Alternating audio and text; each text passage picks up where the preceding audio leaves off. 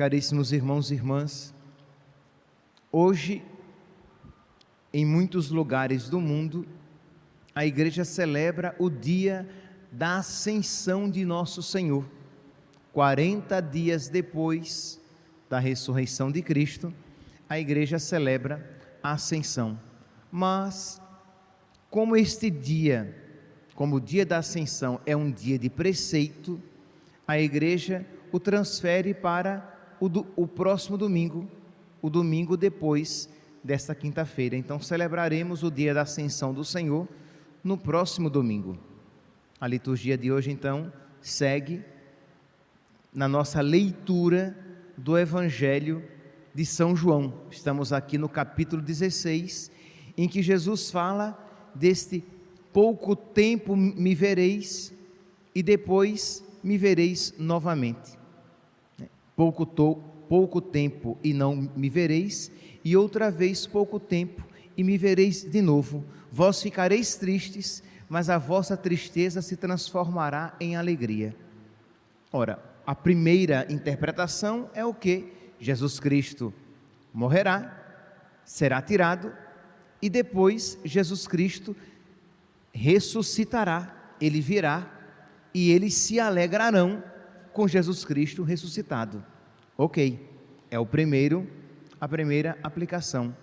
Mas nós que estamos nesta preparação para receber o Espírito Santo, nós que estamos nesta súplica constante do Espírito Santo, nós podemos compreender, sim, pouco tempo e não me vereis, porque Jesus Cristo subirá aos céus e Ele enviará o Espírito Santo, inaugurando uma forma nova de ver Jesus. Então, pouco tempo e não me vereis, e depois pouco tempo me vereis novamente, e a vossa tristeza se transformará em alegria, devido à presença do Espírito Santo no coração dos apóstolos e de todo fiel. Pois bem, e é sobre esta presença do Espírito Santo nos nossos corações que nos concede uma alegria como força, uma alegria como entusiasmo, uma alegria como fogo de Deus nos nossos corações, que nós podemos ver no coração desses santos mártires que hoje celebramos. São Cristóvão Magalhães e outros 24 companheiros, foram 21, ele sacerdote, mais 21 sacerdotes e 3 leigos que foram fuzilados e bradando enquanto eram fuzilados: viva Cristo Rei. Meus irmãos, quando nós vemos alguém morrendo por Cristo, saiba, ali está o Espírito Santo, porque ninguém diz de coração, não apenas de boca, mas ninguém diz Jesus Cristo é o Senhor, se não for movido pelo Espírito Santo. Ninguém morre por nosso Senhor, se não for movido pelo Espírito Santo. E ninguém vive na amizade com nosso Senhor, se não for movido pelo Espírito Santo. Ninguém vive combatendo os seus pecados, se não for movido pelo Espírito Santo. Ninguém vive servindo o irmão por causa de Cristo, se não for movido pelo Espírito Santo. Ninguém faz penitência, se não for movido pelo Espírito Santo. Ninguém comunga bem, se não for movido pelo Espírito Santo. Você pode até entrar na fila da comunhão, abrir a boca, dizer amém, receber Jesus, mas não fazer comunhão. Mas se você fizer comunhão com Jesus na Eucaristia, é porque foi movido pelo Espírito Santo. Ninguém ama a sua esposa ou o seu marido com amor verdadeiro se não for movido pelo Espírito Santo. Ninguém será um bom sacerdote se não for movido pelo Espírito Santo. Ninguém será um catequista eficaz que toca o coração dos seus catequizandos, levando-os para Cristo e ensinando-os a amar nosso Senhor, se não for movido pelo Espírito Santo. Percebem que o Espírito Santo é a força da igreja, é o amor que move, que deve mover os corações de todos os fiéis.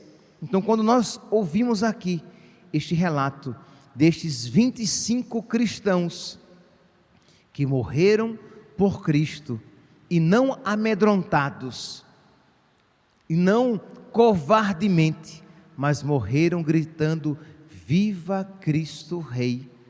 Isso deve nos lembrar de que se eles tinham esta coragem, se eles tiveram esta coragem, é porque neles, nos seus corações, ardia o Espírito Santo. O Espírito Santo vos será dado, e vós sereis minhas testemunhas. Vós testemunhareis que eu estou vivo e que vós vivereis. E é por isso, meus irmãos, que nós precisamos, e nesta novena em honra a Nossa Senhora Auxiliadora, nós queremos suplicar o derramamento do Espírito Santo sob a intercessão dela. E a partir de sexta-feira, nós iremos, amanhã é sexta-feira. A partir de sexta-feira, nós iremos então começar a invocar o Espírito Santo sob a intercessão dela, sob a intercessão de Santa Rita. Amanhã é dia de Santa Rita, sob a intercessão de todos os santos, nossos amigos, sob a intercessão dos nossos anjos da guarda, porque nós precisamos do Espírito Santo, senão seremos cristãos medíocres, seremos cristãos frios, seremos cristãos frouxos, seremos cristãos de boca e não de fato. Pois bem, estamos aqui, voltemos então para São Cristóvão Magalhães e seus companheiros. Estamos no início do século XX, em 1917, no México, em que, sim, é o mesmo ano da aparição de Nossa Senhora de Fátima, 1917, só que estamos aqui no México, e uma constituição socialista e anticlerical, feita por maçons, porque o governo do México era liderado por maçons socialistas. Uma nova constituição foi promulgada, em que se mostrava claramente um anticlericalismo, um anticristianismo, um anticatolicismo, e os cristãos começaram a ser perseguidos. A igreja, na época, se manifestou contra. Isso fez com que houvesse um recrudescimento da perseguição deste governo aos cristãos, mas que encontrou o ápice em 1926, 9 anos depois, com a ascensão de Plutarco Elias Calles, o novo presidente do México. E ele proibiu todo ato público da igreja. Não se poderia celebrar missa, batizado, confissão, nada que fosse visto ao público. Se fosse feito, seria feito às escondidas, com as portas fechadas, com tudo fechado, porque era proibido ser cristão. As escolas católicas foram fechadas, os padres estrangeiros foram expulsos do México. Ninguém poderia, um padre, se saísse à rua, deveria sair de roupa secular. Ele não poderia sair de batina com um crucifixo. Ninguém poderia carregar um crucifixo. Ninguém poderia carregar uma camisa, vestir uma camisa com a face de Cristo ou de Nossa Senhora. Deveria carregá-lo no coração, porque qualquer manifestação pública seria punida. Os sacerdotes eram perseguidos, os estrangeiros foram expulsos, e os nativos eram perseguidos. Por quê? Porque eles não deixavam de pregar Cristo. Na primeira leitura de hoje, nós ouvimos aqui que São Paulo, ele estava trabalhando e tentando convencer os judeus e os pagãos de que Jesus era o Cristo. Meus irmãos, é próprio do cristão. Um cristão que não evangeliza, um cristão que não tenta ganhar pessoas para Cristo, ele não é um cristão verdadeiro, porque é próprio do cristão querer com que outros amem a Cristo também. Então isso estava fazendo São Paulo, quando chegou, diz aqui que ele deixou Atenas e foi para Corinto, e ali Paulo entrou em contato com eles, com Áquila e Priscila, que eram fabricantes de tendas, e diz que, versículo 4, Atos dos Apóstolos, capítulo 18, versículo 4, todos os sábados, Paulo discutia na sinagoga, procurando convencer judeus e gregos. Então, se alguém disser, olha, você pode ser cristão, você pode ser católico, mas você vai morrer com a fé com você, está proibido pregar. O cristão, o católico verdadeiro dirá, importa obedecer a Deus, mesmo que isso desagrade aos homens, porque eu recebi de Cristo o mandato, ide por todo o mundo e pregai o evangelho a toda criatura, batizando-os em nome do Pai, e do Filho, e do Espírito Santo. E este mandato, meus santos, não é só para padre e freira não é só para padre e bispo, esse mandato é para todo cristão, ide por todo o mundo e pregai o evangelho. Então é missão nossa, de todos nós. Então é claro que os padres no México e os cristãos, os católicos do México, que tinham uma proibição estrita de evangelizar, é claro que eles não iam obedecer a essas leis. É claro que um católico, ele não vai obedecer a uma lei que contradiga o evangelho. Então, quando nós ouvimos isso a respeito do México, não há como não pensar nos tempos atuais, em que o cristianismo, o catolicismo, se torna cada vez mais fora da lei, cada vez mais à margem da lei, porque as leis atuais se tornaram cada vez mais anticristãs. Eu já falei aqui a vocês, meus santos, olha, já estou aqui há mais de 10 anos, e eu já falo a vocês, e tenho essa forte impressão, nós veremos, essa nossa geração verá a perseguição aos cristãos. Já estamos vendo em vários lugares do mundo, nós vimos, assistimos a perseguição, a invasão de igreja, destruição de imagens que aconteceu no ano passado em algumas cidades aqui na nossa América Latina, e nós veremos aqui. Pois bem, mas voltemos para o México. Digo isso apenas para que vocês vejam que isso que aconteceu a eles continua acontecendo em vários lugares do mundo, e isso acontecerá conosco também. Então eles prendiam os padres e os fuzilavam nas praças públicas. Eles invadiam as igrejas e enforcavam os padres nas igrejas. Por quê? Porque eles estavam pregando, porque eles estavam celebrando, porque os cristãos estavam se reunindo nas igrejas. Eles entravam, quebravam as imagens, profanavam os sacrários, e é claro que isso fez com que houvesse entre os católicos da época uma movimentação contrária a esta perseguição injusta aos cristãos. É nesse período também que o nosso jovem santo São José Luís Sánchez del Rio, que ele faz parte deste grupo cristeiro para defender os cristãos, os católicos, né, em atitude contrária a essa perseguição injusta a que os católicos estavam sofrendo. Pois bem, então num dia, São Cristóvão Magalhães, sacerdote pároco de uma região próxima a Guadalajara, saiu para celebrar em uma comunidade.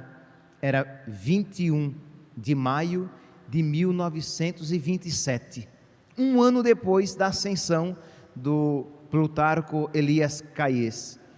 Então ele saiu, quando o reconheceram como padre, sim, porque nem vestido como padre ele estava saindo às escondidas, porque era assim que se fazia.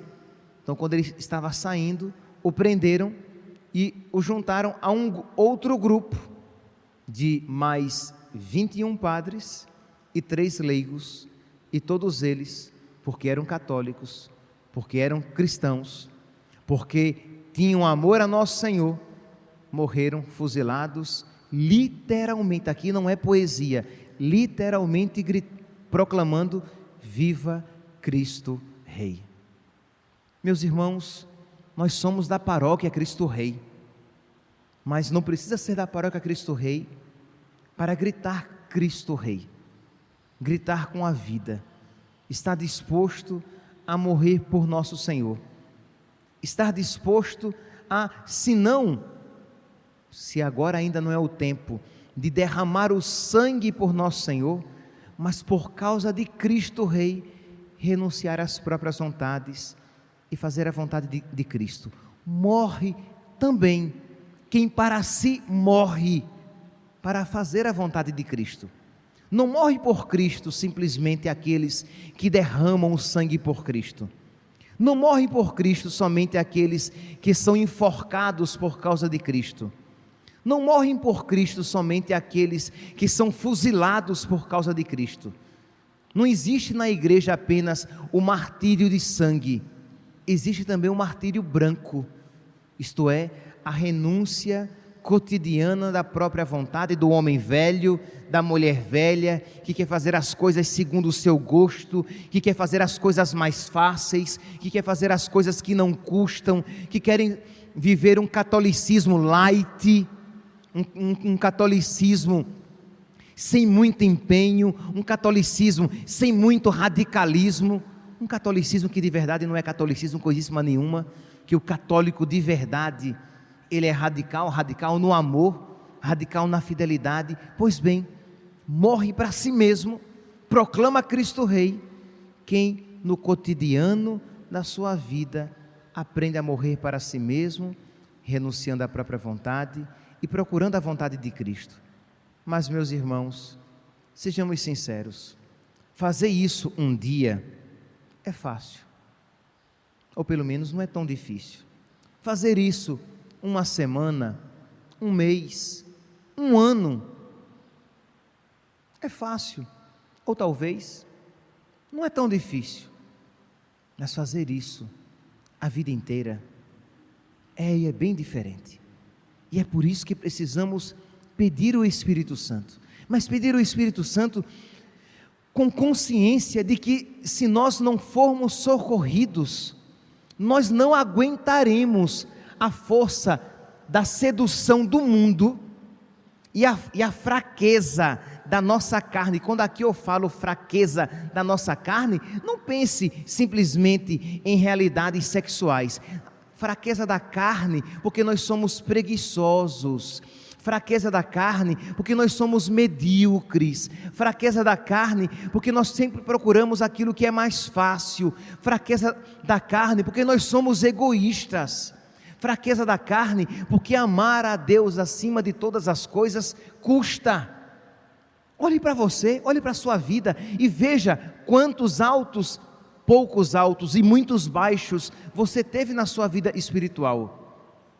Olhe para você, olhe para a sua vida e veja quantos ânimos e desânimos, mais desânimos do que ânimos, você teve na sua espiritualidade. Veja quantas friezas e indiferenças, com quantas friezas e indiferenças você já ofendeu nosso Senhor, não apenas com pecados, sim, com pecados também, mas com friezas e indiferenças, com superficialidades no amor. Nós precisamos suplicar o Espírito Santo, como quem suplica água no deserto, como quem suplica um bote salva-vidas em alto mar, como quem suplica ar quando se sente asfixiado. Nós precisamos, mas isso não é apenas na novena de Pentecostes, ou quando os textos litúrgicos nos falam a respeito do Espírito Santo, mas todos os dias. Quer dizer, criar esta amizade com o Espírito Santo, e todos os dias, pela intercessão de Nossa Senhora, pela intercessão dos nossos santos de devoção, pela intercessão dos nossos anjos da guarda, mas pedir o Espírito Santo. Eu preciso, Senhor, porque eu, por mim mesmo, eu não dou conta. Vinde, ó Deus, em meu auxílio, socorrei-me sem demora. Vinde, ó Deus, em meu auxílio, socorrei-me em minha fraqueza. Socorrei-me, Senhor, porque eu sozinho, Senhor, não é que eu não vou conseguir morrer por Ti, não é que eu não vou conseguir derramar o meu sangue gritando Cristo Rei. Sem a Tua ajuda, sem o Teu auxílio, eu não conseguirei, Senhor, praticar as menores virtudes e fugir dos menores pecados. Sem mim nada podeis fazer, diz Jesus. Meus santos, que hoje, sob a intercessão de São Cristóvão Magalhães e os outros mártires, sob a intercessão dos nossos santos de devoção e dos nossos anjos da guarda, e sob a proteção e intercessão da Virgem Maria, supliquemos o Espírito Santo, para que sejamos católicos, para que sejamos cristãos, mas católicos fervorosos, não católicos frios, xoxos, chuchu, que não tem gosto de nada, não católico morno, que está pronto para ser vomitado, mas católico que ama a Deus de verdade, e que ama a Deus de verdade no concreto, no cotidiano das suas vidas. Louvado seja nosso Senhor Jesus Cristo, para sempre